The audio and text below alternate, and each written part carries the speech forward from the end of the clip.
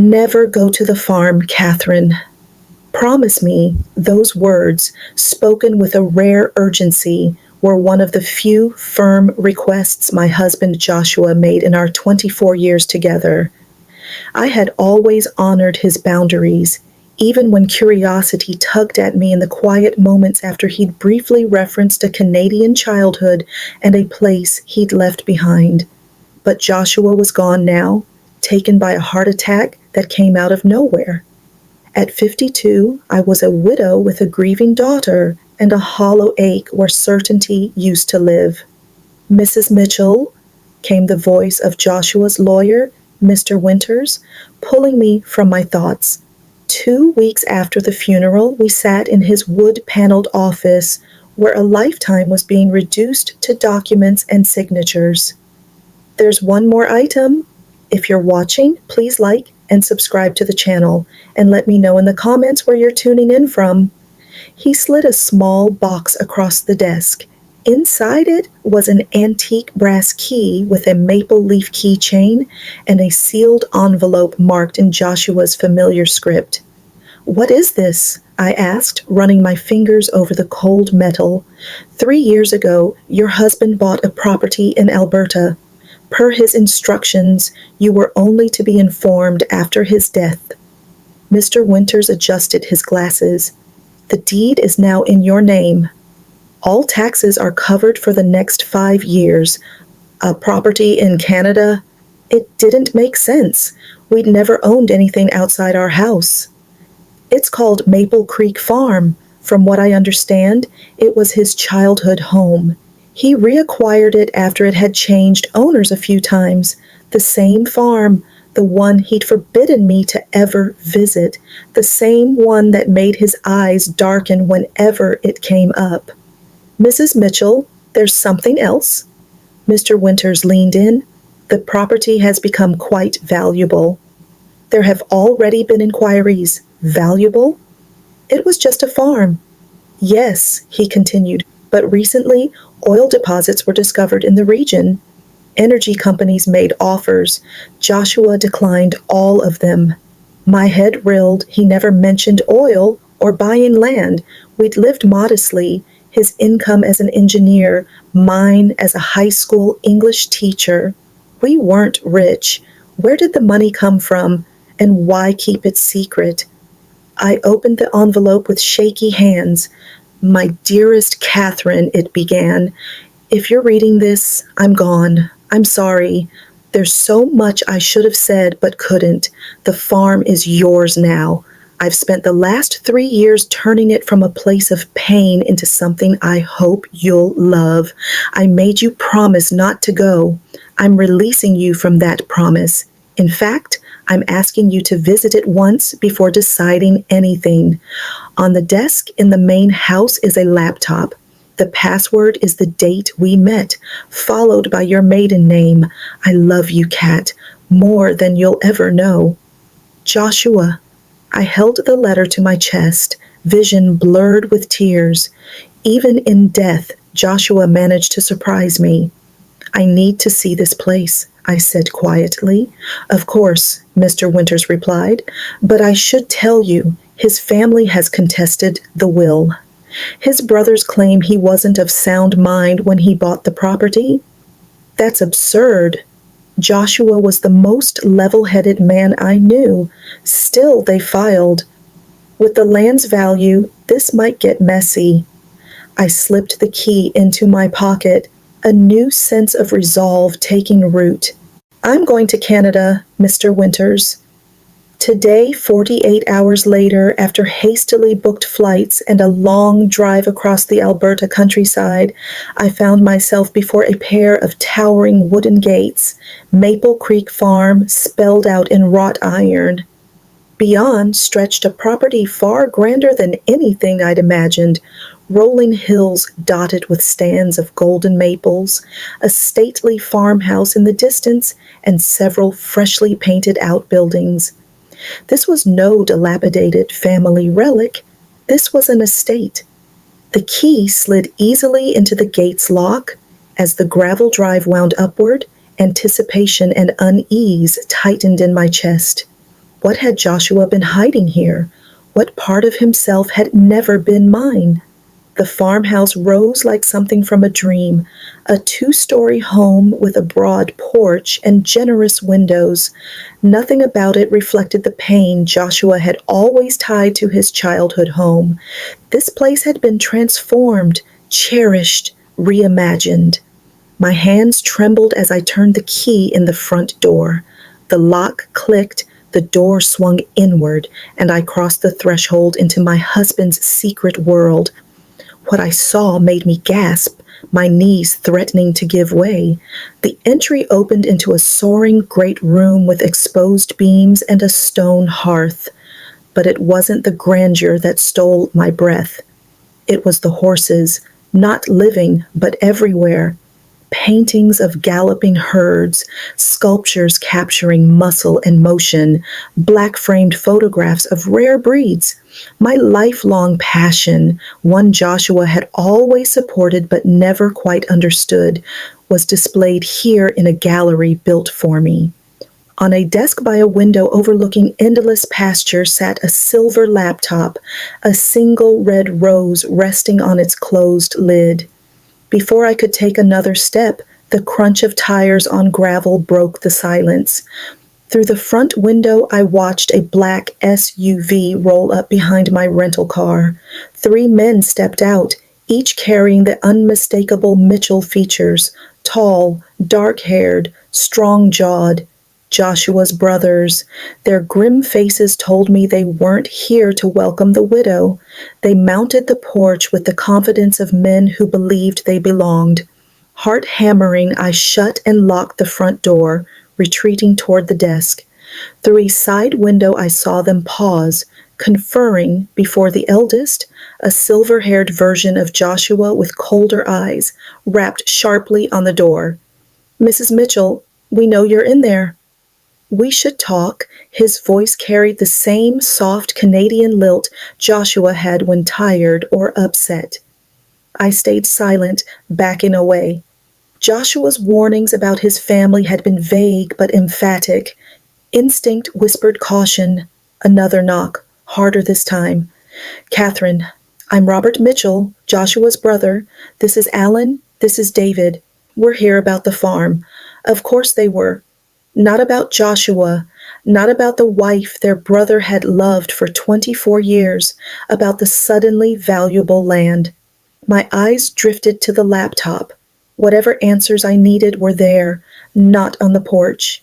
Ignoring the pounding, I opened the computer and typed the password, ZO5151998 Mitchell.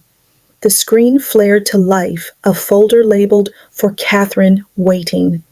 Inside were hundreds of video files dated from the day after his funeral and extending a full year into the future. With trembling fingers, I clicked the first. Joshua's face filled the screen. Not the wan, tired man of his last months, but vibrant, healthy, recorded long ago. That familiar crooked grin made my heart skip. "Hello, Cat. If you're watching this, then I'm gone, and you've come to the farm despite all my warnings." He chuckled softly. "I should have known you couldn't resist, especially after Winters told you about it." A lump rose in my throat. Even now, he knew me. "I've made a video for every day of your first year without me," he continued. "1 year of keeping you company while you grieve. 1 year of telling you everything I should have said while I was alive." He looked down, then back into the camera with determination. It began with why I reclaimed the farm I once vowed never to return to. The knocking outside had stopped. Through the window, I watched the men retreat to their vehicle, rifling through papers, murmuring with grim faces. Joshua went on. 3 years ago, I was diagnosed with hypertrophic cardiomyopathy, the heart condition my father passed to me. Doctors gave me 2 to 5 years. I chose not to tell you or Jenna. I didn't want pity, and I didn't want our last years clouded by death. His eyes gentled. I wanted to live fully with you until the end, not fade away in front of you. Shock and fury crashed over me. He'd hidden his diagnosis, made decisions alone, robbed me of the chance to prepare, to savor our last moments knowingly. I know you're angry, he said, as if sensing my thoughts. You have every right, but please believe this was love, not deception. Outside, the men were pacing, making calls on the gravel drive with the restless energy of entitlement denied.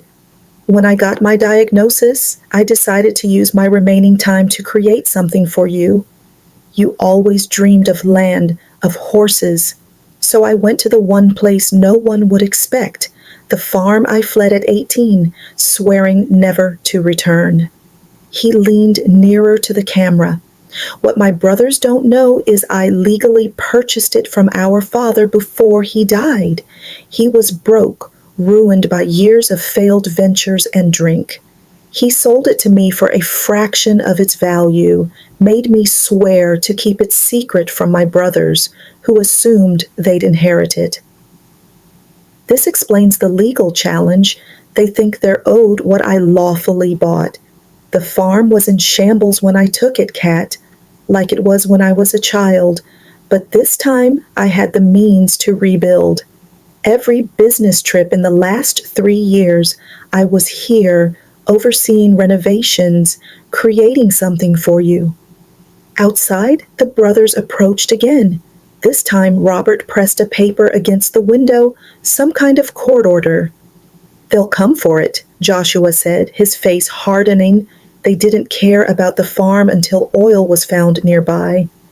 The property they mocked me for buying is suddenly priceless. They'll do anything to take it from you. One brother ended a call with a triumphant look. In the bottom drawer of this desk is a blue folder with every document you need. The farm is yours. I made sure of it. Joshua's face softened. But Kat, whether you keep or sell it is your choice. I built this place for you, filled it with beauty for you, but I don't want it to weigh you down. A police cruiser marked with RCMP crept up the drive.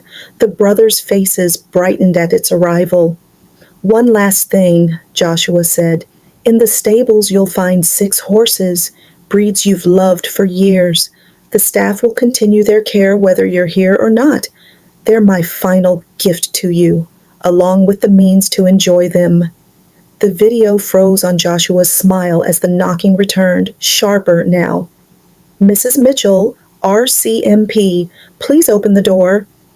Drawing a breath, I closed the laptop, pulled the blue folder from the drawer, and went to face what was next. My phone rang as my hand touched the knob. Jenna calling from home. I hesitated, then answered. Jenna, now isn't a good time. Mom. Her voice was tight with anger. Why didn't you tell me about Dad's farm or the oil? His brothers just called, offering a settlement if I helped them contest the will. What is going on? They'd already reached my daughter. The thought sparked something fierce inside me. They weren't only after me, they were manipulating my grieving child. I'll explain later, I promised, watching the officer speak to the brothers. But Jenna, don't sign anything. Don't agree to anything. These men are not our friends. Mom, if there's money involved, this isn't about money, I cut in, surprising even myself with the firmness in my voice. This is about honoring your father's wishes. Please, Jenna, just trust me. There was a pause, then a weary sigh. Fine, she said, but call me back as soon as you can. I ended the call and opened the front door, facing a young RCMP officer, flanked by the 3 Mitchell brothers, whose expressions ranged from smugness to simmering hostility. Mrs. Mitchell, I'm Constable Wilson, the officer said. These gentlemen have a court order requesting a property inspection related to an ongoing estate dispute. I gave a composed smile, summoning the quiet strength Joshua always admired in me. Of course, Constable. But first, I think you should see these. I handed him the blue folder with Joshua's paperwork. My husband foresaw this exact situation. Robert, the eldest brother, stepped forward, dismissively waving a hand. Family estate matters are often messy, Constable. My sister-in-law is understandably overwhelmed and confused. Actually, I said, voice cool and steady, I'm neither overwhelmed nor confused. I'm a widow standing on legally owned property, facing 3 men who happen to share my late husband's DNA. I turned to the officer. And I'd appreciate it if you reviewed these documents before allowing anyone further. The constable took the folder, his face unreadable as he began flipping through the pages. The brothers exchanged uneasy glances, the first crack in their confident front. I thought of Joshua's video, the secret he kept, the heartbreak he carried, and the incredible home he built for me. Whatever scheme his brothers were running, I wouldn't let them take away the last, most tangible piece of his love without a fight. Finally, the constable looked up from the papers, his expression shifting. These documents appear valid, Mrs. Mitchell. Clear deed transfer, notarized statements, even certified banking records. Everything checks out. He turned to the brothers. Gentlemen, I see no immediate grounds for enforcement. This appears to fall under civil jurisdiction. Robert's face reddened. This is outrageous. That woman has no right.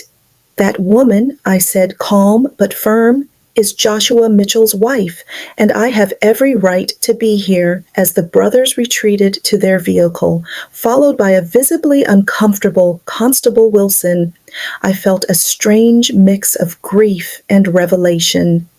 The man I thought I knew so completely had carried secrets, some painful, others astonishingly generous, and now I had a choice to make.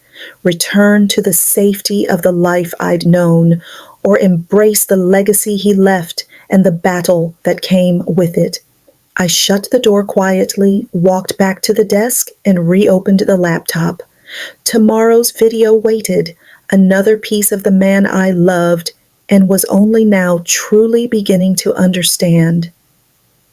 Outside, the Mitchells may have lost this round, but the look in their eyes as they pulled away made one thing clear. The war for Maple Creek Farm was just beginning.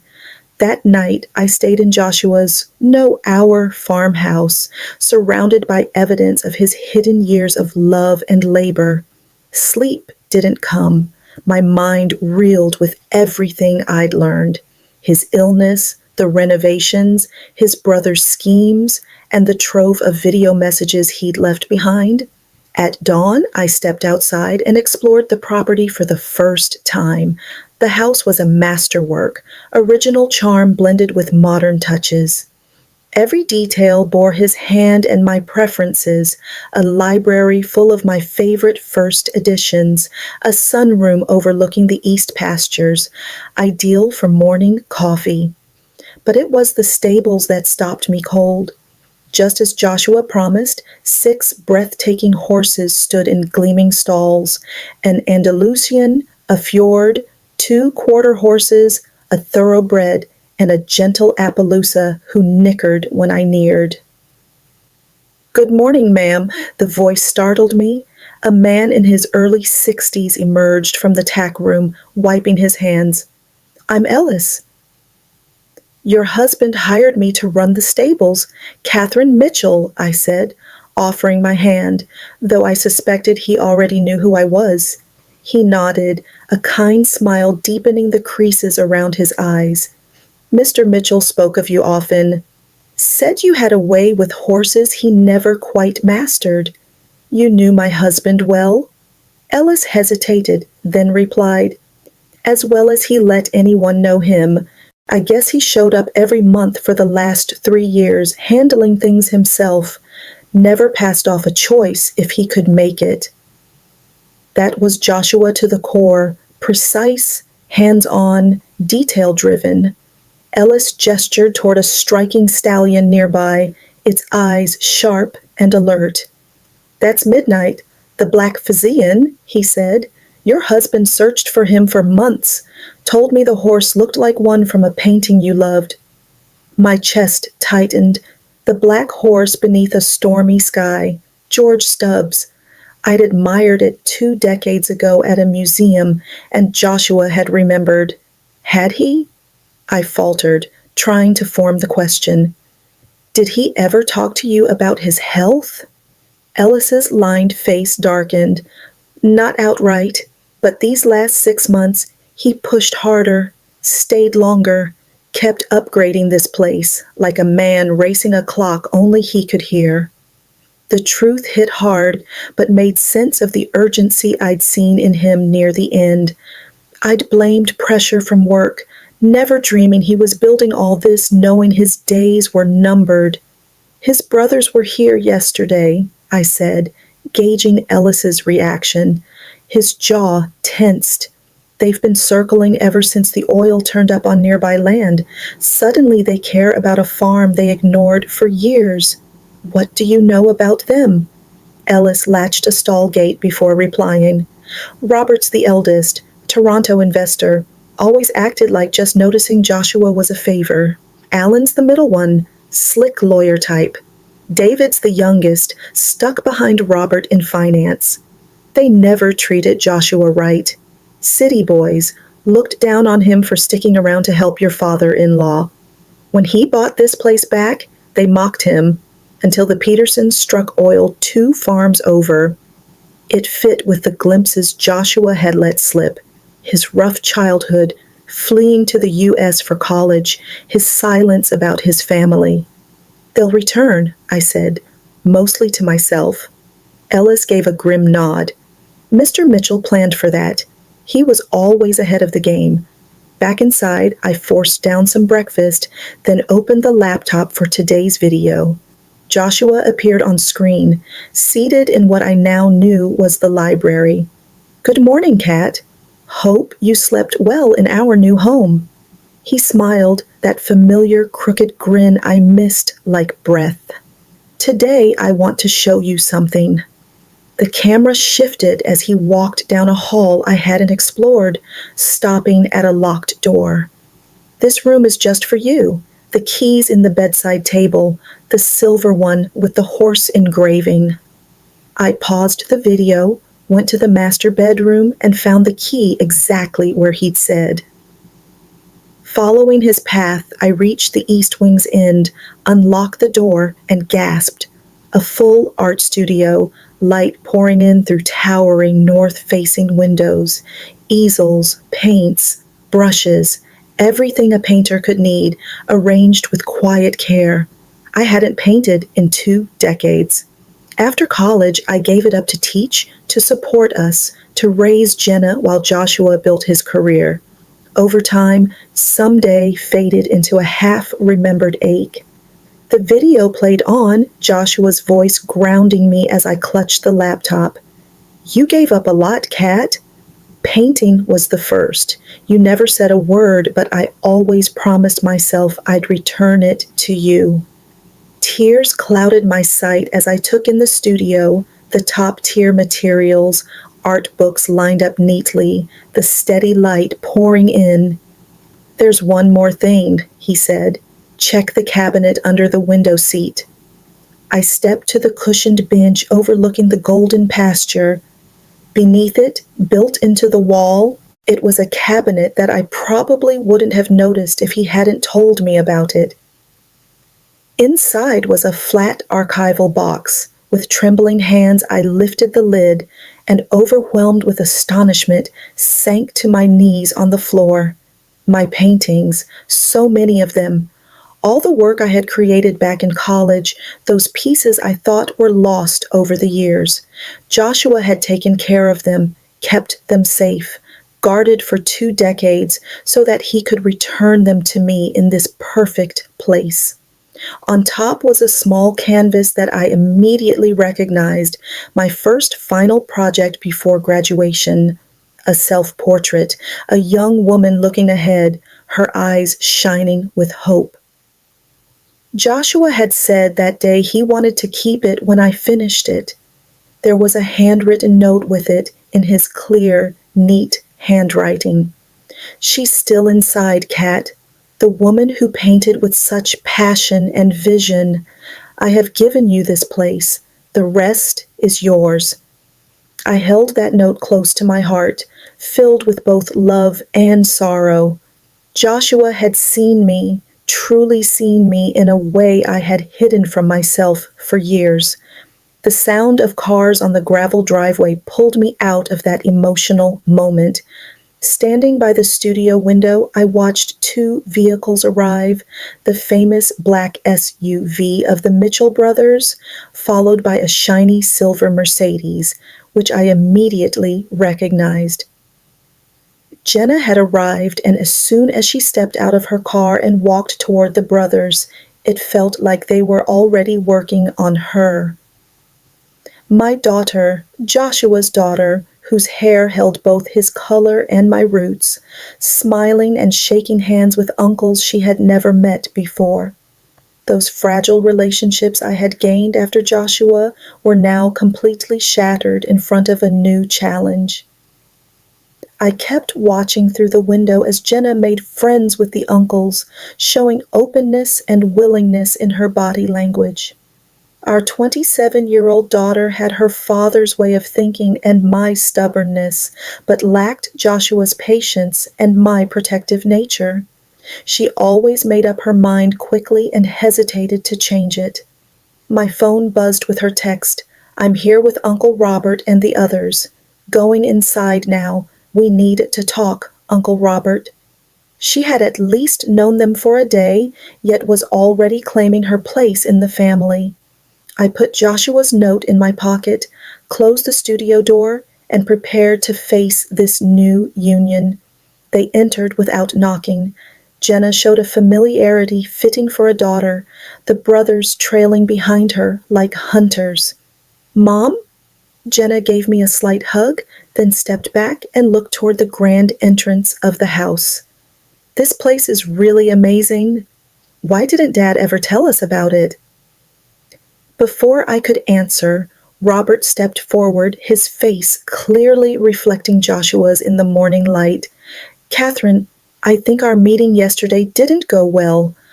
We were surprised by your sudden return, just as you were surprised by our arrival." His words were sweet, but his eyes were hard. Alan and David stood with him, neutral expressions, but I noticed Alan was holding a leather portfolio that surely contained legal papers. "Jenna," I said, ignoring Robert, "I thought you wouldn't talk to your father's brothers until we all sat down and had a conversation." She looked slightly embarrassed. "They sent a reasonable proposal this morning. I thought at least I should hear them out face to face." She lifted her chin a little with the same attitude she used to challenge curfews in her youth. "Besides, these are my family." "Family you didn't even know until yesterday," I said gently, "just because Dad kept us away from them." "Exactly, like he kept this whole house hidden too. Don't you think that's strange? What else did he hide?"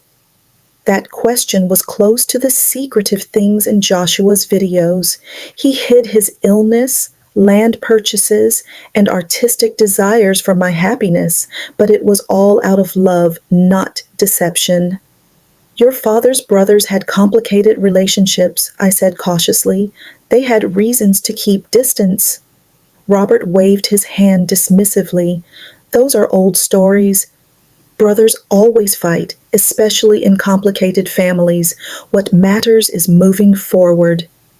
"Absolutely," Jenna said with the confidence of someone who thought she was completely right. "Uncle Robert explained everything. This land belongs to the Mitchell family for decades. Dad bought it from Grandpa Mitchell, but it was always intended to be shared among the brothers eventually." I held back a sigh. They'd been pressing her for less than a day, and already she was adapting their version of the story. And this sudden interest in the property has nothing to do with the oil discovery? I asked gently. Alan stepped forward, opening his portfolio. The mineral rights are only one part of a much larger legal puzzle. We've put together a fair settlement that respects Joshua's wishes while recognizing the Mitchell family's long-standing claim. We're willing to be very generous, Robert added, resting a grandfatherly hand on Jenna's shoulder. 1/3 for you, Catherine, 1/3 for Jenna, and 1/3 divided among us brothers. Everyone wins. Jenna looked at me with hopeful eyes, clearly convinced it makes sense, Mom. We don't need this huge estate. We could sell it all, walk away with millions, and keep Dad's family intact. Your father specifically left this property to me, I said, meeting Robert's gaze without flinching. Not to you, nor his brothers. Out of confusion and misplaced sentiment, Robert countered smoothly. Joshua wasn't thinking straight in his final years. A surge of anger burned inside me. My husband was sharp-minded until his last day. Then why the secrecy? David spoke for the first time, softer than his brothers, but no less direct. Why hide the purchase from his wife and daughter? Why all the legal wrangling? These aren't the acts of a confused man. I thought of the videos, the renovated farm, the art studio, each detail carefully planned as a final gift. Nothing showed doubt or impaired judgment. Mom, Jenna said, her tone softer now. I know this is tough. Dad left you both, and now we're uncovering secrets. But this proposal makes financial sense. We'd be secure for life. The door opened and Ellis appeared, his worn face concerned. Everything all right, Mrs. Mitchell? I noticed the cars arriving. The brothers turned, clearly annoyed. Robert's eyes narrowed. This is family business. Ellis is my employee, I said firmly. He's welcome here. Actually, Alan interrupted, his employment is part of the disputed assets pending legal resolution. Ellis stood firm. Mr. Mitchell hired me personally, made me promise to protect the place, and Mrs. Mitchell if anything happened. We'll review all staff, Robert said dismissively. I'd heard enough. I think it's time for all of you to leave. I looked sharply at the brothers, then softened my gaze at Jenna. Except you, of course. You're always welcome. Not considering their offer? Jenna asked, surprised. I'll have my attorney review any proposal, I replied, but I won't be pressured in my home. Robert's conciliatory mask slipped, revealing the hard businessman beneath. This property, with oil rights, is worth tens of millions. We can settle amicably or make things difficult. Is that a threat? I asked, calmer than I felt. A reality check, he said. You're a school teacher from Minnesota facing legal heavyweights. Joshua meant well, but left you vulnerable. I thought of the blue folder with detailed records, the videos of Joshua's clear planning, the transformed property, his last act of love. I believe my husband knew exactly what he was doing, I said quietly. Now please leave. Jenna, you're welcome to stay for lunch. She looked torn, glancing between me and her new uncles. I think I'll go with them for now. We have more to discuss. She pressed a quick kiss to my cheek. Think about the offer, Mom. Please, I watched them go, a hollow ache growing in my chest. In just 24 hours, my daughter had been drawn into the orbit of the very men Joshua had spent his life avoiding. Whatever they told her was taking hold. I saw it in her open stance, her swift acceptance of their viewpoint. Ellis waited until their cars disappeared down the driveway before breaking the silence. Mrs. Mitchell, there's something you should know. Something your husband asked me to keep quiet about unless absolutely necessary.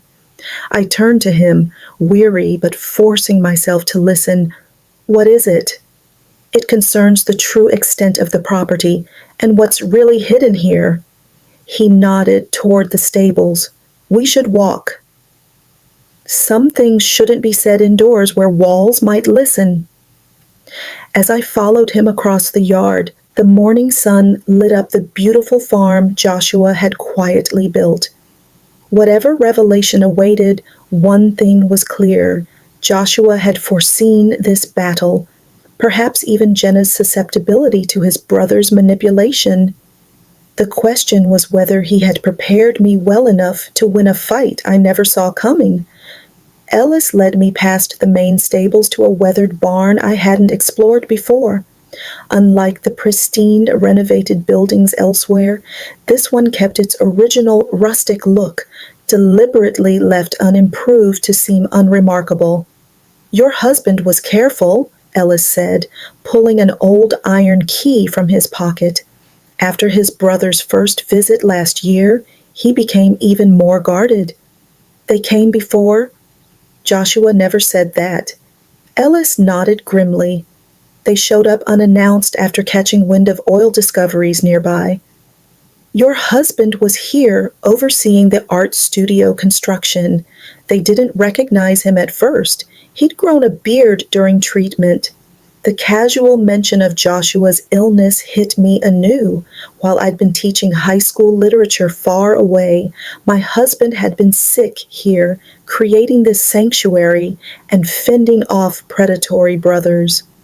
What happened then? I asked. He watched them from afar, then left without revealing himself. That night, he changed the property plans. Ellis unlocked the barn door.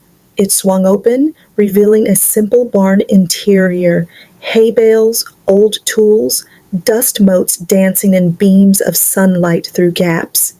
He moved to a back corner, shifting hay bales to expose a trap door set into the dirt floor. Your husband installed this entrance last winter. The workers thought they were building a root cellar. He lifted the heavy door, revealing a sturdy wooden staircase descending into darkness. After you, Mrs. Mitchell. Curiosity overcoming fear, I followed Ellis down. At the bottom, he flipped a switch. Lights flickered on, revealing a concrete tunnel stretching into the earth. What is this place? I asked. Your husband called it insurance. I call it Aeneas. Ellis gestured me to follow as he walked the tunnel. The Mitchell brothers think they know the property's full value. They don't.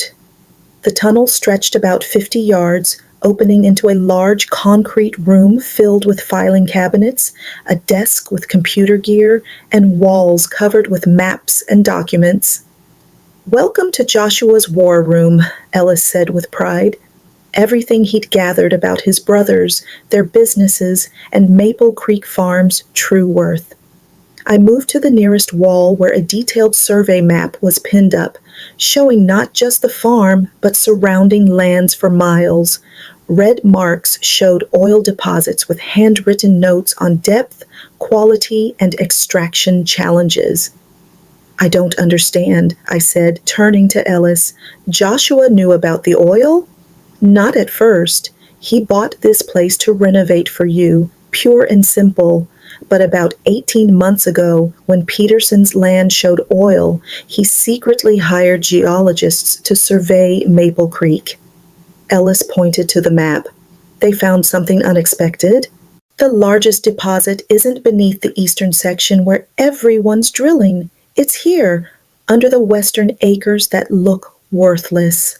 I leaned closer to the map, tracing the dense red markings clustered across the rugged, seemingly unusable portion of land stretching into the foothills, property Robert hadn't even mentioned in his proposed division. The oil company surveys missed it, Ellis went on. The formation's unusual, deeper, shaped differently than expected. Your husband confirmed it with 3 independent experts and bound them to secrecy. So the property was worth even more than his brothers suspected, exponentially so. But that's not all. Ellis crossed to a filing cabinet, withdrawing a thick folder. Joshua also documented decades of questionable business practices by all three brothers: tax evasion, insider trading, misappropriation of client funds, enough evidence to destroy them if it ever surfaced. I flipped through the meticulous records, emails, financial statements, sworn affidavits from former employees, recognizing Joshua's methodical problem solving. Why would he gather all this? Ellis sat at the desk, motioning for me to take the opposite chair.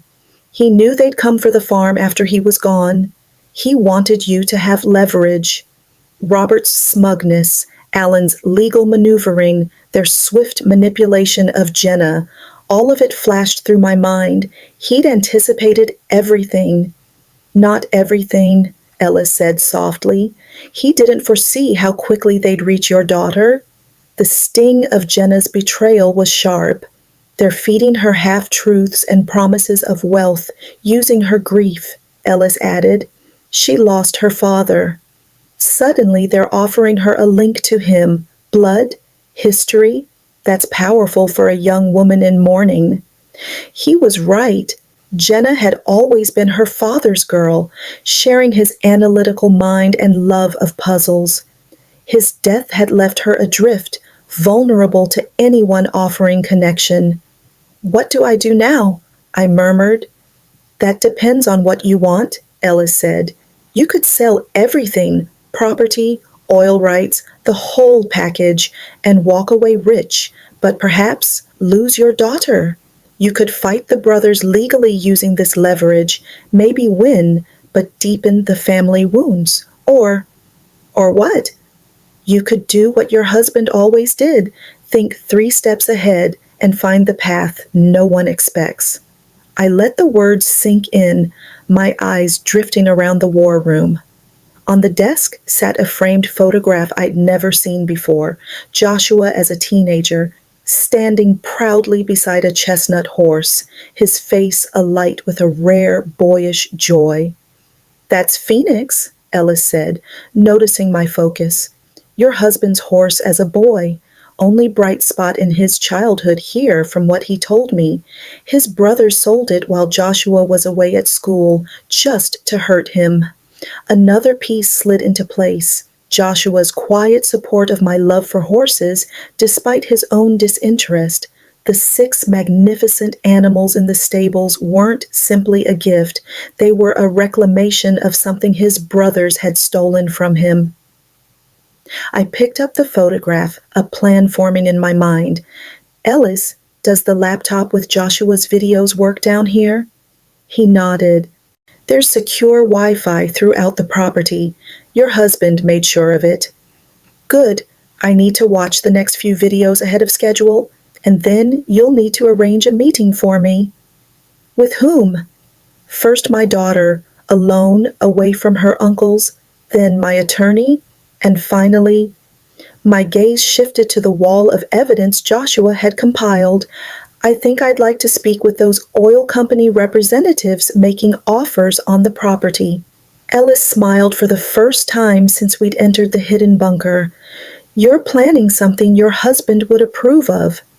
I'm planning something worthy of the man who loved me enough to create all this, I corrected, my voice steady with new resolve. And I'm going to need your help. Whatever you need, Ellis promised.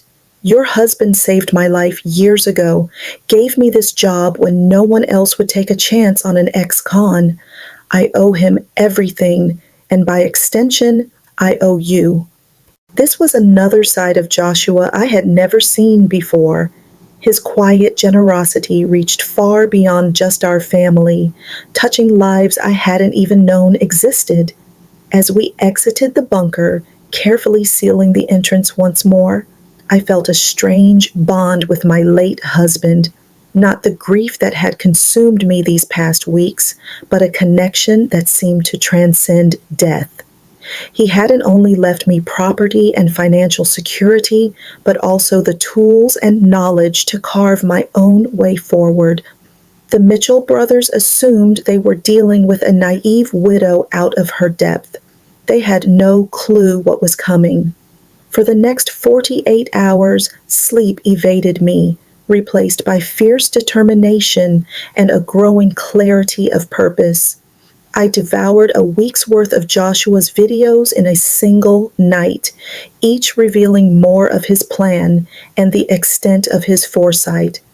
"They'll try to divide and conquer," he warned in one, as if speaking directly to my situation. Robert would play the friendly face, Alan the legal threat, David the silent watcher, and Jenna would be their target. She was the easiest way to undermine my position. In another video, Joshua showed the western part of the property, the so-called worthless land his brothers had left out of their offer. "This land looks like nothing, Kat. Scrubby hills, rocky, hard to reach. That's why it's perfect." No one pays attention to what seems worthless. Armed with Joshua's insights and my own growing understanding, I arranged to meet Jenna at a small cafe in the nearest town, 20 minutes from the farm, a neutral zone, away from the Mitchell brothers' influence and the emotional gravity of Joshua's carefully built refuge. She arrived 15 minutes late, already defensive before sitting. "I can't stay long. Uncle Robert's taking me to meet the family attorney this afternoon." "Uncle Robert," I repeated calmly. "You've gotten close in 3 days." She flushed. "They've been kind, welcoming. More than I can say for you. You treat them like enemies, not Dad's family." I sipped my coffee, choosing my words with care. "Remember that art history class you took sophomore year? The professor who talked about perspective, how your viewpoint changes what you see. What's that got to do with anything? You've only heard their side. I want you to consider there's another view. Your Dad's dead," she said flatly, pain flashing across her face, and he clearly didn't trust either of us enough to tell us about this place while alive. I pulled a tablet from my bag. "Actually, he left something for both of us." "What's that?" "Your father made videos, Jenna. Hundreds of them. Messages to guide me. Us." After he was gone, I turned the tablet toward her, cueing the video Joshua had marked for Jenna's eyes. Her face went pale. "He made videos. He knew he was dying," I said softly, finally telling her the truth. "He was diagnosed 3 years ago with hypertrophic cardiomyopathy. He chose not to tell us, wanted to spare us watching him fade. That's impossible." He would have told me, uncertainty creeping into her voice. "Watch the video, Jenna. Hear it from him." With shaking fingers, she hit play. Joshua's face appeared, healthy, vibrant, his eyes crinkling with that unmistakable smile. "Hello, my brilliant girl. If you're watching this, I'm gone. And knowing you, you're probably mad about all the secrets I kept." He chuckled softly. "You never liked being kept in the dark, even as a toddler." Tears welled in Jenna's eyes as he continued. "I should have told you I was sick. Should have given you time to prepare, to ask those questions you're so good at. But I was selfish. I wanted our last years to be normal, not overshadowed by my diagnosis. I hope someday you'll forgive me." Joshua leaned closer to the camera. "But there's something else you need to know. Something about my brothers I never shared. Our arrangement wasn't just a petty family fight. Jenna, they embezzled my share of Dad's estate when I was 19. They'd used my name on fraudulent documents while I was away at college, and when I discovered it and threatened to expose them, they warned they'd frame me as a willing accomplice."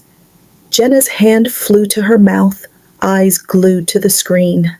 "I left Canada, changed my name from Jonathan to Joshua, and started over in Minnesota," Joshua said. "Met your mother, built a life, raised you." It was enough his face hardened. "But my brothers never changed. Whatever they're telling you now, remember this. Control of the family property has been their obsession for decades, not from love, but greed.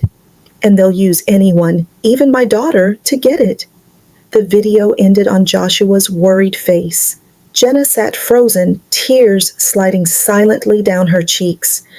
He was protecting us, she whispered. All this time, for more than just his illness.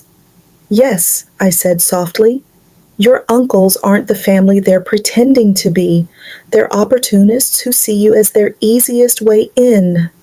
She wiped her tears, anger sharpening her features. They've been lying to me, haven't they? About everything. Not everything. The farm is worth millions. That much is true, but they didn't tell you about the western section they left out of their offer, or the real size of the oil deposits there. Understanding flickered in her eyes. They're trying to cheat us. Us? I echoed, hope rising. Does that mean you're back on my side? Mom, I never left your side, she said, ashamed. I just wanted to feel connected to Dad through his family. They had stories, photos I'd never seen. I understand, I told her, squeezing her hand across the table. Grief makes us vulnerable in ways we can't predict. But now we have to be smarter than they are. Jenna straightened, her expression shifting from grief to resolve, so like her father that my chest ached. What's the plan? She asked. I smiled, a flicker of confidence stirring. First, we're meeting my attorney tonight. Not the family lawyer your uncles are pushing, but someone Joshua's own lawyer recommended. Then tomorrow we meet with Western Plains Energy, the oil company. Why? Because knowledge is leverage. And right now, we know something they don't, exactly where the oil is and how much. I showed her the geological surveys from Joshua's war room. They think they're dealing with an uninformed widow and a naive niece. Time to show them who they're really up against. For the first time since Joshua's death, Jenna laughed, a true, unguarded laugh. Dad always said you were the smartest person he'd ever met. That underneath the quiet high school teacher was a strategist who could outthink anyone when pushed. He said that? I asked, surprised. All the time. She wiped the last of her tears. He also said the biggest mistake anyone could make was underestimating Catherine Mitchell. As we left the cafe together, I felt the balance of this fight shift. The Mitchell brothers had united us instead of dividing us. They had no idea their early success with Jenna had only set the stage for their defeat. That evening, with Jenna beside me, I laid out my full plan to the attorney Joshua had chosen for this very moment. His face shifted from polite interest to open admiration as he grasped its scope. Mrs. Mitchell, he said at last, your husband told me you'd surprise me with your strategic mind. He was right. My husband, I replied, was right about many things, including his belief that I could not only survive his death, but rise from grief and betrayal stronger than before. The Mitchell brothers arrived at Maple Creek Farm precisely as I'd anticipated, 10 a.m. sharp, 3 days after my meeting with Jenna. Their black SUV crunched confidently up the gravel driveway. The demeanor of men who assumed victory was all but assured. A silver Mercedes followed behind, someone I didn't recognize, likely their attorney or financial advisor. I watched from the great room window, dressed not in the casual attire they'd seen before, but in a tailored suit I'd bought specifically for this encounter. Appearances matter when staging a coup, and I intended to present myself not as a grieving widow, but as the formidable opponent Joshua always believed me to be. They're here, I called to Jenna, who emerged from the kitchen looking equally polished in a dark blue dress, her father's watch, a cherished keepsake, prominently on her wrist. Ready? She asked, the tension of nerves and resolve flickering across her face. "Completely," I said, squeezing her hand. "Remember, let them talk themselves into a corner first." Ellis appeared from the back of the house, the others entering through the service entrance. "They're set up in the dining room as you requested," he informed me. I nodded, appreciating the timing. The doorbell rang. Ellis answered with the practiced courtesy of a caretaker aware of his role in this carefully staged performance. "Good morning, gentlemen," I heard him say. "Mrs. Mitchell and Miss Jenna are expecting you. This way, please." They entered with the assured entitlement of men used to commanding attention. Robert led, followed by Alan clutching his ever-present legal portfolio, David bringing up the rear. Behind them walked a silver-haired man in an expensive suit exuding corporate authority. "Catherine," Robert nodded, though his smile didn't reach his eyes. "We appreciate you agreeing to this meeting. This is Harrison Wells, CEO of Northern Extraction. We thought having an industry expert join our discussion on the property's potential would be productive. So, they'd brought an oil executive to overwhelm me with technical jargon and market valuations. Predictable." "How thoughtful," I replied smoothly. "I've prepared the dining room for our meeting. Shall we?" I led them through the house, noting their appraising glances at the renovations Joshua had made. The formal dining room was set with documents at each seat, water carafes and coffee service, professional and precise. "Please sit," I gestured. "I believe we have much to discuss." As they settled, confidence firmly intact, I remained standing at the head of the table. "Before we begin," I said, "thank you for your previous proposal." It was educational. Robert's smile grew, clearly mistaking my tone for submission. "We're pleased you've considered our offer with Mr. Wells's expertise. We can discuss the best way to divide the property's assets." "Yes, division," I mused, picking up a remote from the table. "That's exactly what I want to discuss." I pressed a button, and a hidden screen descended from the ceiling at the far end of the room. The brothers exchanged surprised looks. Clearly, they hadn't expected this level of preparation. "If you'll direct your attention to the presentation," I said, clicking again. A detailed map of Maple Creek Farm appeared, outlining property boundaries, topography, and geological features.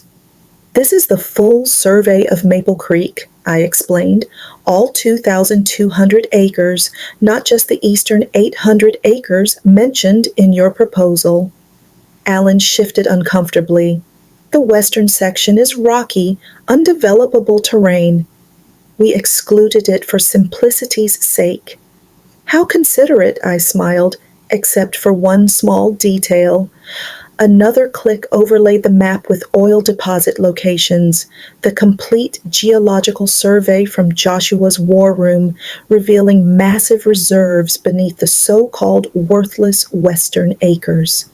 Harrison Wells straightened, professional masks slipping as he leaned forward, studying the projection with sudden, intense interest.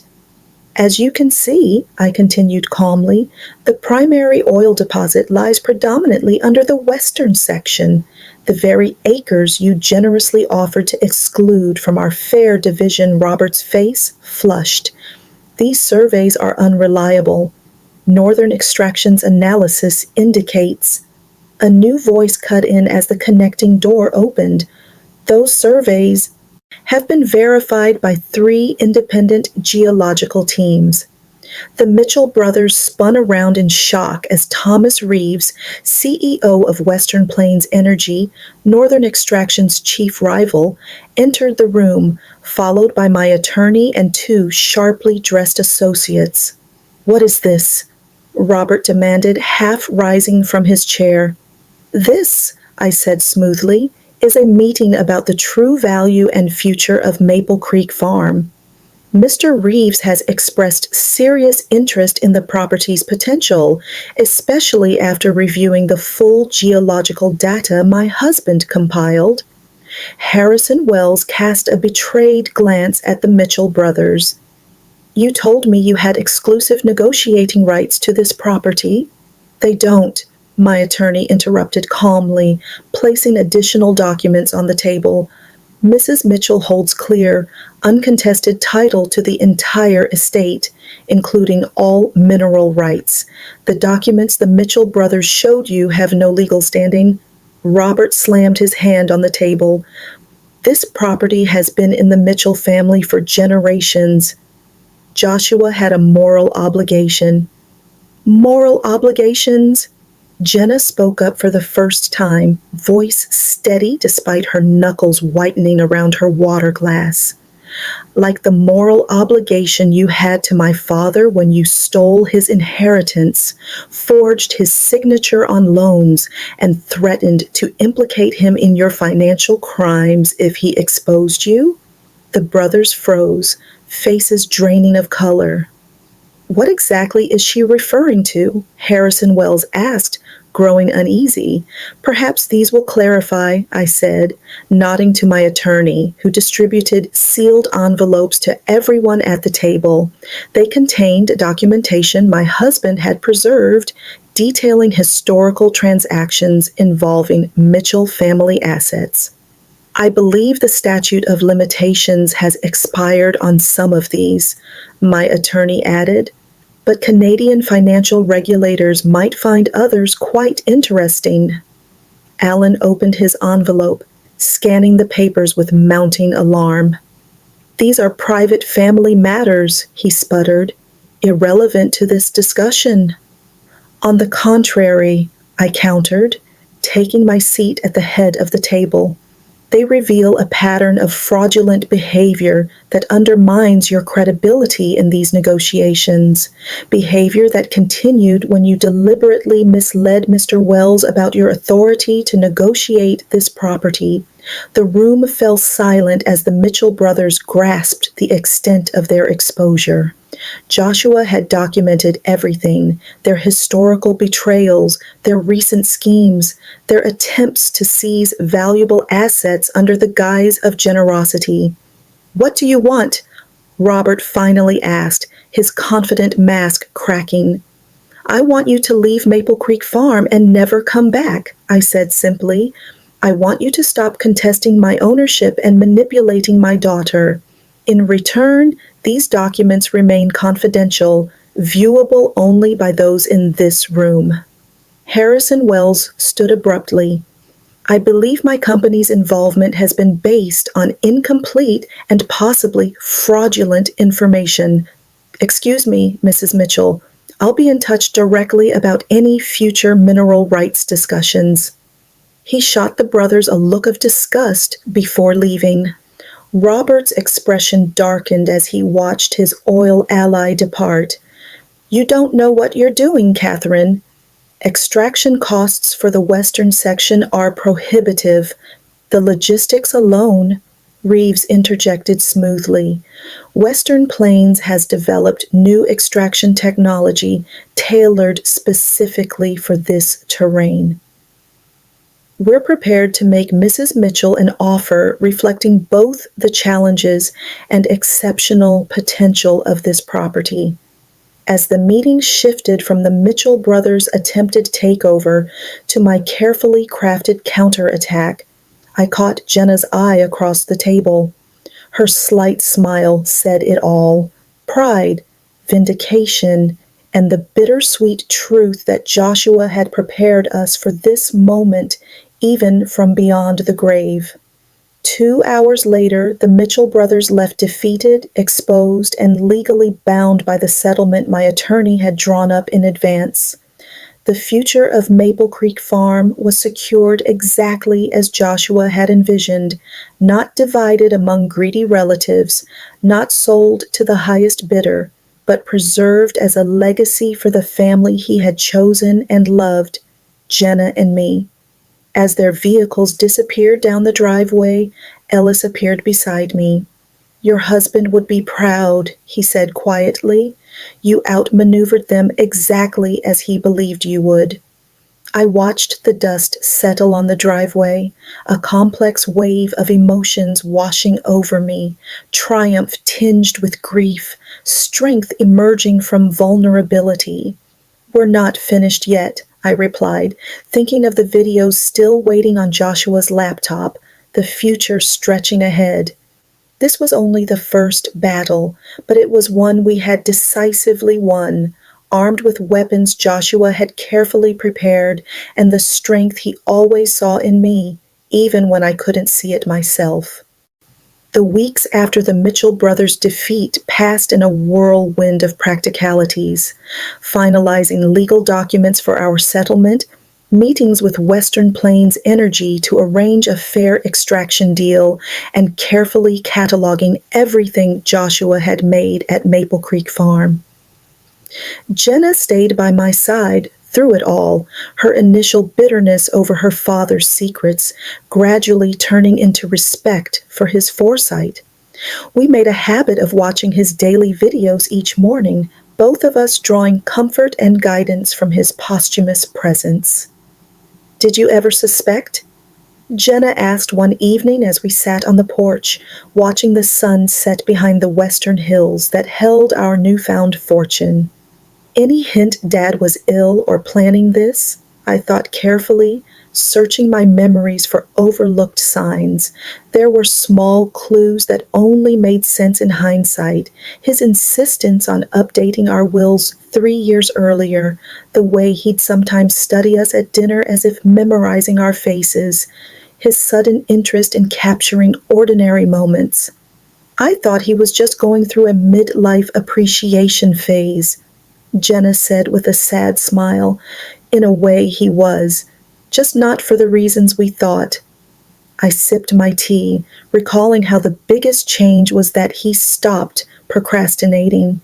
Your father was always a someday man, someday a trip to Europe, someday learning to sail, someday renovating the kitchen.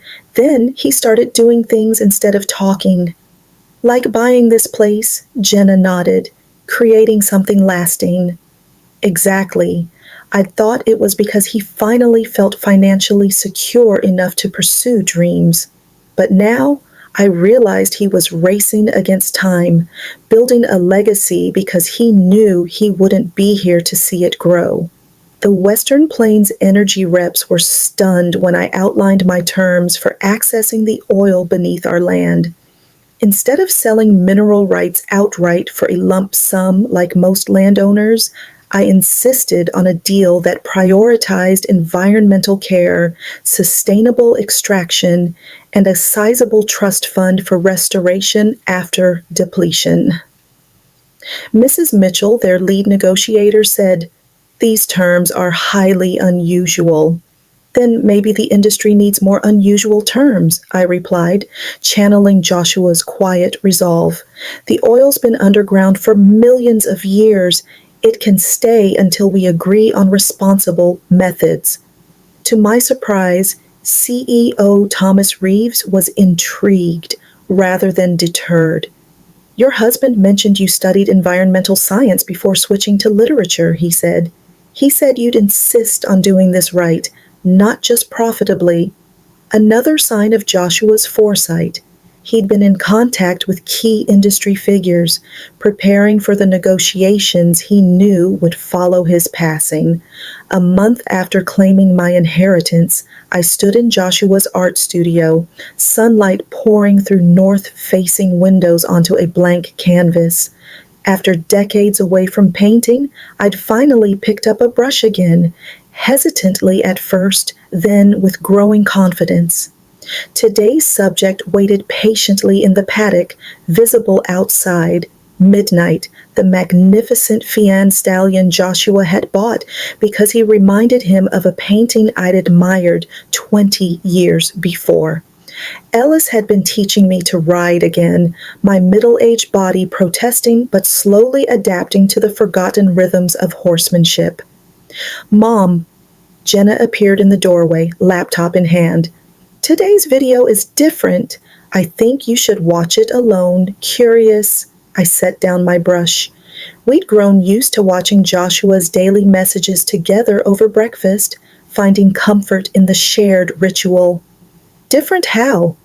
It's marked for month 2, day 15. Titled, When Catherine Starts Painting Again? She handed me the laptop with a gentle smile. He knew you would. Alone in the studio, surrounded by the tools of my rediscovered passion, I opened the laptop and pressed play. Joshua appeared, seated in the same room before any art supplies were brought in, the space bare except for the magnificent windows. "Hello, my love," he began, his smile warm and intimate. "If you're watching this, you found your way back to your art, the passion you set aside for our family all those years ago." I touched the screen softly, tears welling up. "I've been thinking a lot about legacy," he continued, "what we leave behind, what marks we make on the world. Most people, thinking of legacy often brings to mind children, wealth, or accomplishments, but there's another kind, one that's about enabling possibility in those we love." Joshua gestured around the empty room. "This space isn't finished yet, but in my mind, I see it filled with light, color, and your creations. I imagine you standing at an easel, brush in hand, finally giving life to the visions you've held inside all these years." I glanced at the half-finished portrait of Midnight on my easel, amazed at how closely it matched his imagination. "I've arranged everything to give you freedom, Kat," he continued. "Financial security through the oil rights, protection from my brother's interference, a beautiful place to create.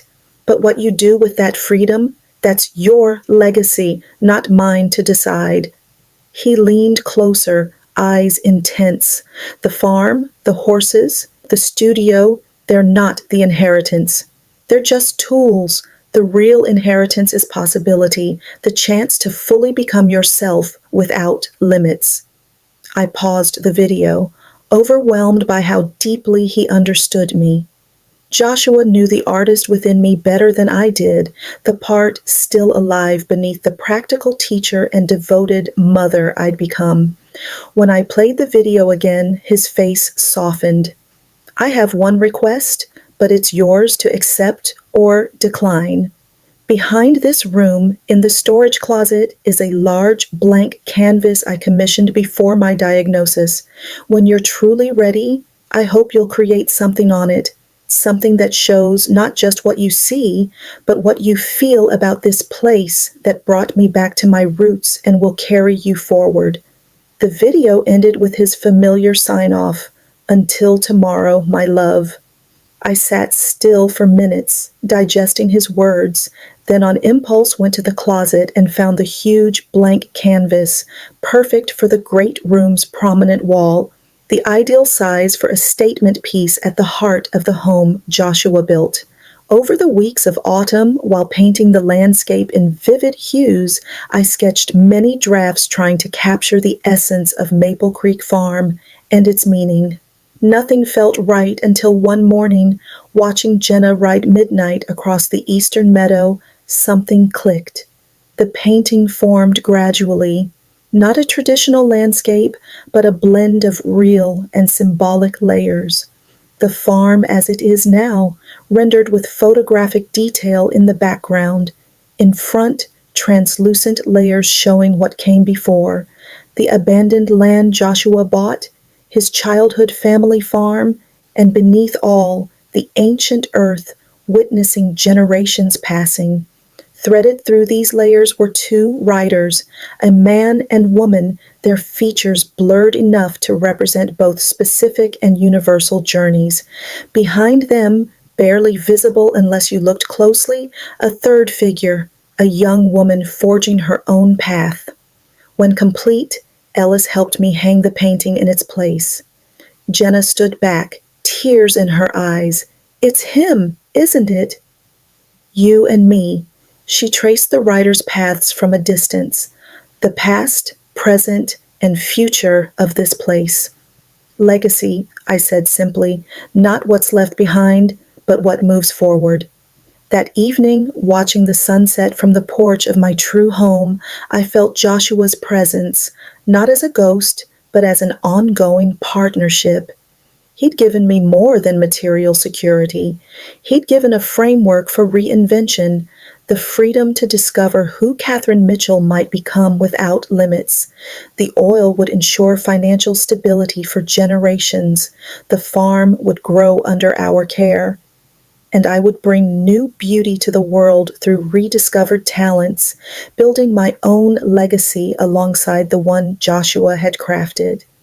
Tomorrow's video awaited on the laptop, a new day of connection across the divide. But more and more I looked forward, grateful for his foresight, eager to write the next chapters myself. The forbidden farm had become sacred ground, not a place of secrets and pain as it once was, but a sanctuary of possibility, Joshua's final and greatest gift.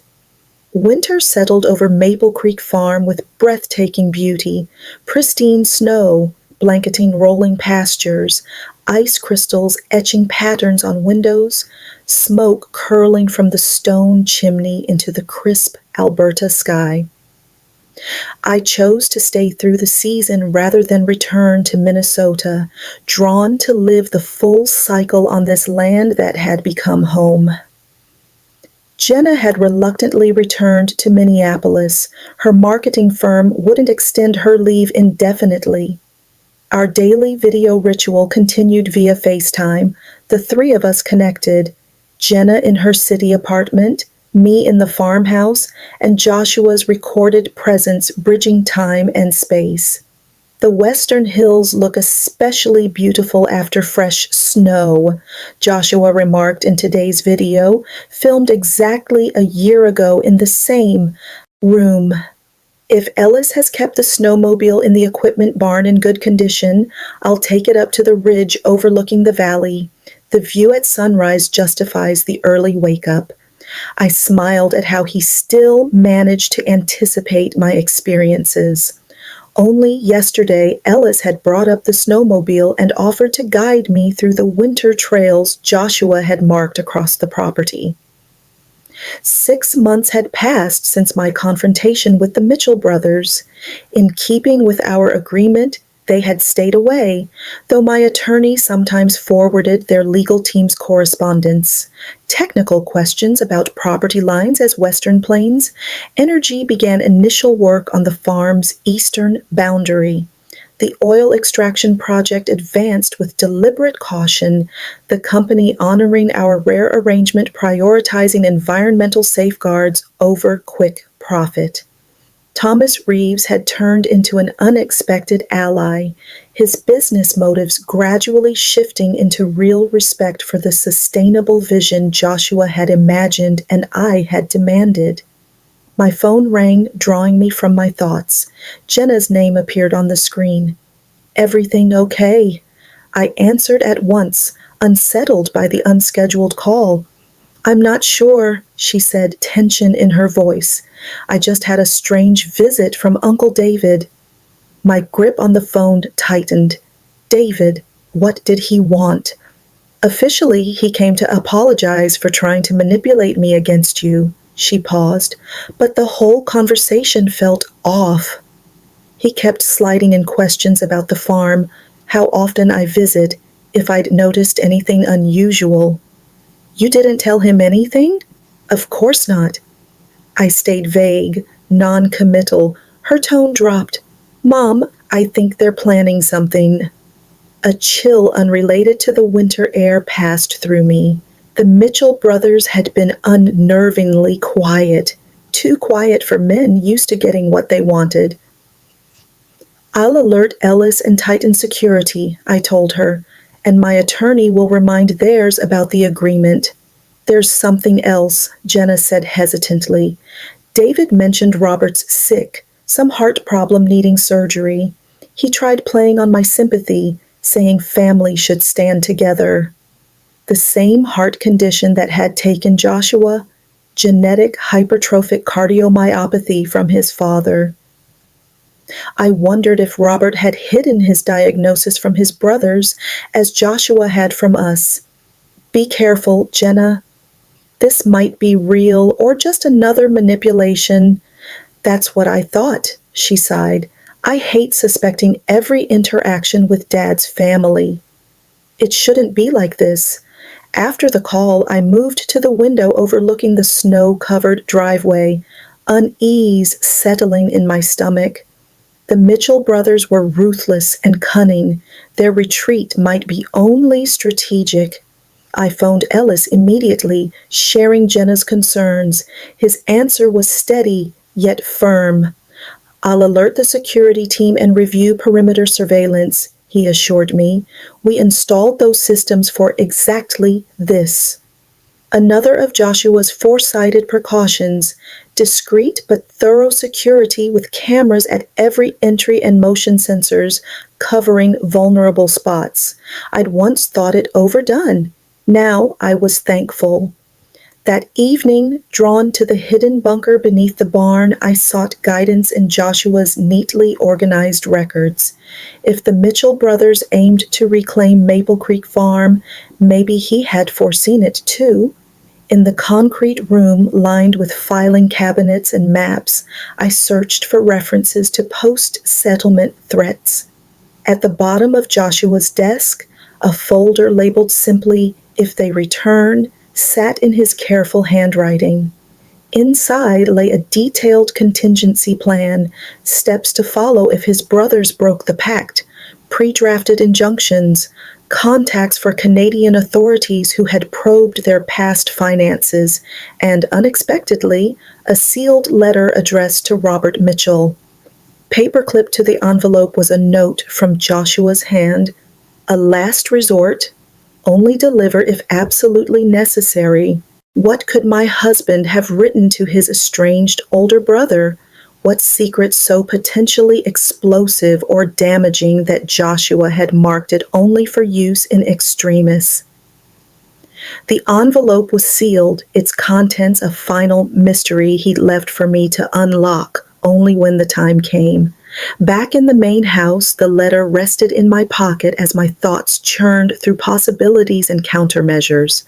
Outside, fresh snow drifted down in slow, silent veils, layering the landscape with deceptive serenity. By morning, Ellis appeared at my door as I finished breakfast. "We have visitors," he said, his expression grave. "All three Mitchell brothers, plus two men I don't recognize." At the gate, he nodded once. "They're asking to come in." Robert claims it's a personal family matter, not tied to the property dispute. Moving to the great room window, I stared toward the entrance gates. Two vehicles waited, the familiar black SUV and a modest sedan. "What do you think they're really after?" I asked quietly. "Nothing good," Ellis said bluntly, "but slamming the door might push them into whatever they're planning. Better to keep this on our terms." My fingers brushed the envelope in my pocket without thinking. "Have security stay alert, but out of sight," I instructed. "They may approach the main house only. No access elsewhere." As Ellis went to relay my orders, I called my attorney about the unexpected visit, then phoned Jenna to warn her of her uncle's arrival less than a day after David's casual drop-in. "Do you want me to come?" she asked immediately. "I can be on the next flight." "No," I said firmly. "Stay put." This might be exactly what they want, both of us here, isolated from legal support. Through the window, I watched the gates swing open, the two cars making their slow approach up the drive. Bracing myself, I went upstairs to retrieve one last precaution Joshua had left behind, a small digital recorder cleverly disguised as a brooch. Whatever they were planning, I intended to capture every word.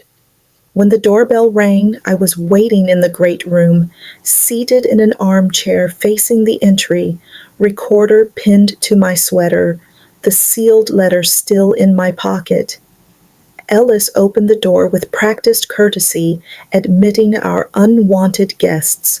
Robert entered first, noticeably thinner than before, his skin pale beneath a lingering tan. Alan and David followed, faces composed but tense. Two strangers close out of the line, one with a medical bag, the other holding a lawyer's portfolio. Catherine, Robert's voice lacked its former authority. Thank you for seeing us on such short notice. Family always does have a way of arriving unannounced, I replied evenly. Please sit. Ellis, coffee for our guests.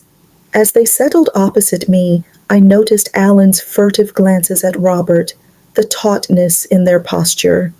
Whatever had brought them here revolved squarely around the eldest Mitchell. I'll be direct, Robert said once Ellis disappeared toward the kitchen. I've been diagnosed with the same heart condition that took Joshua, hypertrophic cardiomyopathy. It's in the bloodline. Jenna had been right. I kept my face neutral, letting him continue. It's advanced. 6 months without intervention, maybe years with treatment. He gestured toward the man with the medical bag. This is Dr. Harmon, my cardiologist, and Mr. Pearson, my attorney. I'm sorry for your illness, I said carefully, but why bring it here to me? Robert exchanged a look with his brothers. I need a heart transplant, Catherine, but there's a complication. Our family's rare blood type and tissue markers make matching almost impossible. A cold suspicion began creeping through me. That's unfortunate, I said slowly, but why involve me? Dr. Harmon spoke with professional calm. Based on the medical records we've reviewed, your late husband would have been an ideal donor for Robert. And given the genetic factors involved, there's a significant chance your daughter might be compatible as well. Their audacity struck me like a blow to the chest. They intended to test Jenna, to use my daughter's body as a possible means of saving the very man who had tried to rob her of her inheritance and pit her against me. You're asking that my daughter be screened as a donor for you? I asked, ensuring the recorder caught every word of this surreal exchange. Just initial blood work to see if there's a match. Alan interjected smoothly. Nothing invasive yet. And if she is, I pressed, what then? Then we'd hope she'd agree to become a living donor. Robert replied, it's a partial liver transplant, minimal risk. Her liver would regenerate completely in months. I sat there, stunned at their audacity. After attempting to manipulate, deceive, and defraud us, they now expected my child to undergo major surgery for a man she barely knew. A man who had once tried to turn her against her own mother. Let me get this straight, I said at last, my voice calm despite the turmoil inside. You tried to take this property from me, fed my daughter lies to estrange her from me, and now you're asking her to risk surgery to save your life. Robert at least had the decency to look uncomfortable. I know how it looks, but we're still family, Catherine. Blood ties us together whether we like it or not. Blood, I repeated, recalling Joshua's videos, his scars from these men, his vow to protect Jenna and me from their toxicity. You're right about one thing, Robert. Blood connects us, but not the way you think.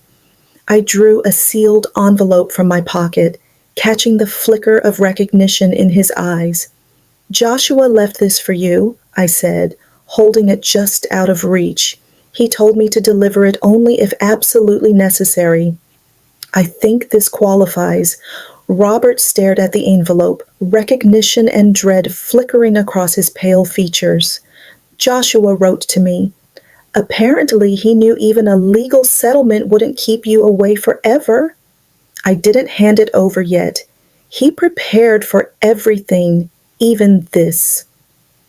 Silence settled over the room. Dr. Harmon shifted awkwardly.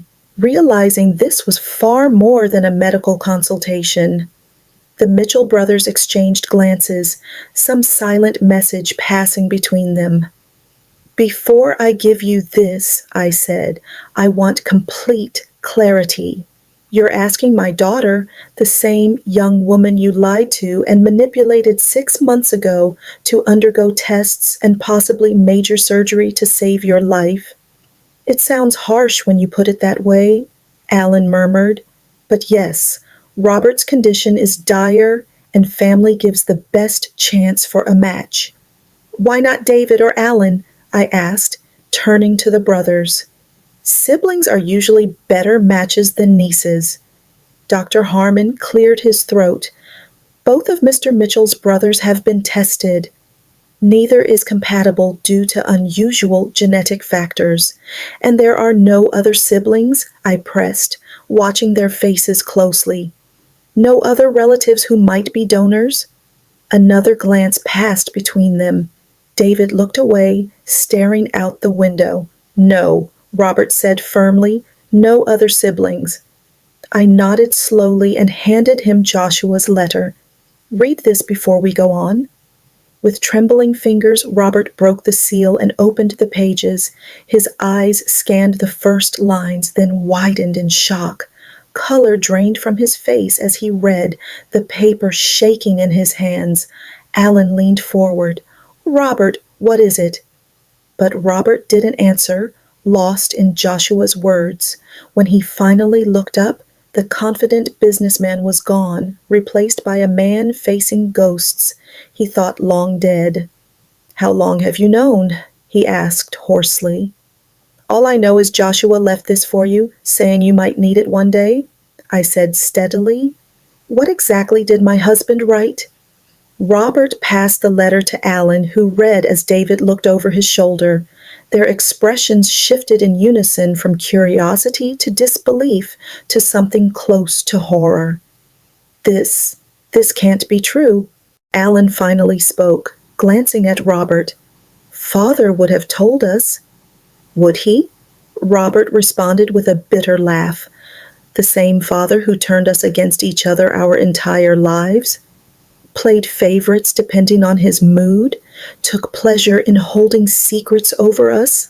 I watched the exchange with growing intrigue. Whatever Joshua had revealed in that letter had clearly shaken the brothers to their core. "Maybe someone should tell me what my husband wrote," I suggested softly. Robert's gaze snapped back to me, as if remembering I was there. "Joshua wasn't our half-brother," he said slowly. "He was our full brother." It made no sense. "I don't understand." "Joshua told me," Robert continued, "that after your mother died giving birth to him, our father remarried. That's why there was such a gap between us." "That's the story we all believed," Alan added. "But the letter says Joshua uncovered the truth while researching his heart condition." "Our mother didn't die in childbirth. She left our father when Joshua was an infant, couldn't stand his abuse any longer. Father invented the death story to avoid scandal and to erase her as punishment." "But there's more," Alan said, regaining his legal precision despite the shock. "Joshua found out our father had another family, a relationship starting before mother left and lasting decades, a woman in Saskatoon with 2 more children." The significance hit me. 2 more Mitchell siblings, Robert confirmed, scanning the letter again. A brother and sister, both now in their 40s, sharing our rare blood type and genetic markers. According to medical records Joshua somehow got, likely unaware of their connection to you. The pieces clicked. "Joshua found them but never contacted them?" "No." Robert nodded slowly. "He confirmed their existence and medical compatibility. He even had their contact info verified yearly through a private investigator, keeping it current, in case one of you needed what you're asking Jenna for now." I finished. The irony was stunning. The Mitchell brothers had come to ask my daughter, the niece they tried to manipulate and cheat for a life-saving donation, while unknown siblings existed who might be perfect matches. There's more, David said quietly, taking the letter from Alan. Joshua only found this out after his diagnosis. He was already planning Maple Creek Farm for you, Catherine, but learning about these siblings made him determined to break free from the family legacy of secrets and lies.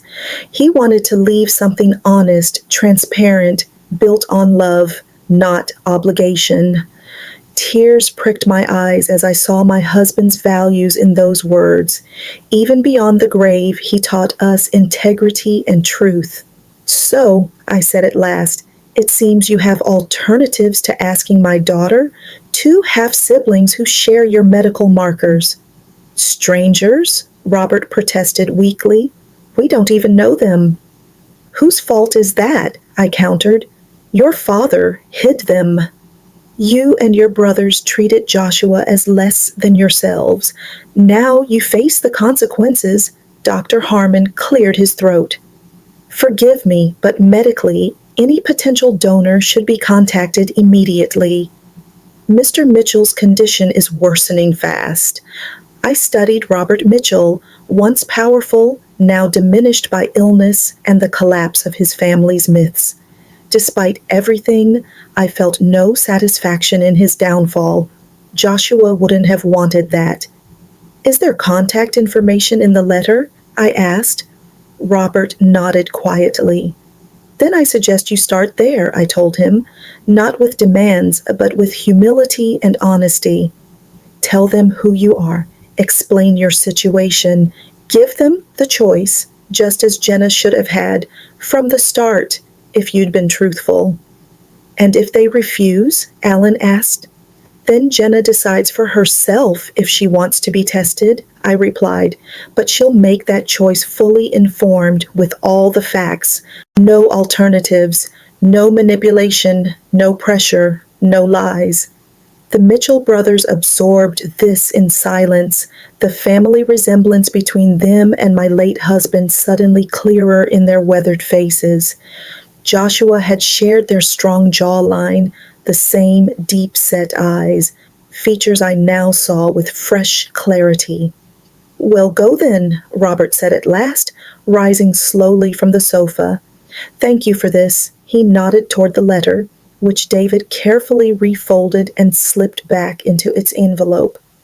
As Ellis escorted them out, I remained seated, absorbing the weight of the revelation and its consequences. Joshua had known of these siblings, family who might have welcomed him, sharing his blood, but he kept that knowledge hidden, reserving it to protect Jenna and me after he was gone. That evening, while snow fell softly outside the windows of Maple Creek Farm, I opened my laptop to the day's video from Joshua. His familiar face appeared on the screen, recorded exactly 1 year earlier in this very room. Hello, my love, he began, his smile reaching across time. If I've done my math right, today might be the day my brothers finally play their medical card. They've known about my condition for years. Our father made sure to tell them when I was first diagnosed as a teen, though they never offered help. I gasped quietly, amazed once again at his foresight. If they've approached you or Jenna about donation compatibility, then you've given them the letter about our other siblings. His expression grew pensive. I've thought about contacting them myself many times, but their lives are full, their families complete. I questioned my right to disrupt that with old history and biological ties that might mean nothing to them. He leaned toward the camera. The truth is, Kat, family isn't just blood. It's choice. I chose you and Jenna. I hope whoever Robert and the others reach out to will have that same freedom to help or not, to connect or not, without pressure or guilt. As the video played on, Joshua shared his reflections on family and legacy with his usual depth. A calm sense of closure washed over me. The Mitchell brothers had come to use Jenna as a tool, as they had always used Joshua. Instead, they were confronted with the tangled web of their father's secrets and the price of their own choices. Whether they would approach their newfound siblings with honesty or fall back on manipulation, I no longer cared. Nor did Joshua or Jenna. We had broken free from the toxic Mitchell cycle, forging our own legacy at Maple Creek Farm. Joshua had transformed his prison of a childhood into my sanctuary, his painful past into a hopeful future. The forbidden farm had become sacred, not for the oil beneath its soil or the wealth it promised, but because it embodied Joshua's ultimate victory over the family that had rejected him and the enduring love that sustained him. Spring would come again to Maple Creek Farm. Horses would gallop in green pastures. Oil would be carefully extracted from western hills, and I would keep creating art in the studio my husband designed. Jenna would visit when she could, maybe bringing children of her own someday to ride horses and explore the land their grandfather reclaimed. Joshua's presence would remain woven through this legacy, not just in daily videos that would one day end, but in every corner reflecting his love, foresight, and determination to ensure the past's mistakes wouldn't shape the future. The forbidden became cherished, the secret became celebrated, and I, Catherine Mitchell, became caretaker of a legacy built not on obligation or blood, but on love, freely given and gratefully received. Until tomorrow, my love, Joshua said as the day's video ended. Until tomorrow, I whispered back, knowing that tomorrow would bring a new message from the past and a step closer to the future I was now building, inspired by his example, strengthened by my own resolve. The legacy of Maple Creek Farm continued, no longer forbidden, but forever transformed. Thank you very much for watching. Share with those who love stories too. Subscribe and tell me in the comments if you liked my story. Cheers.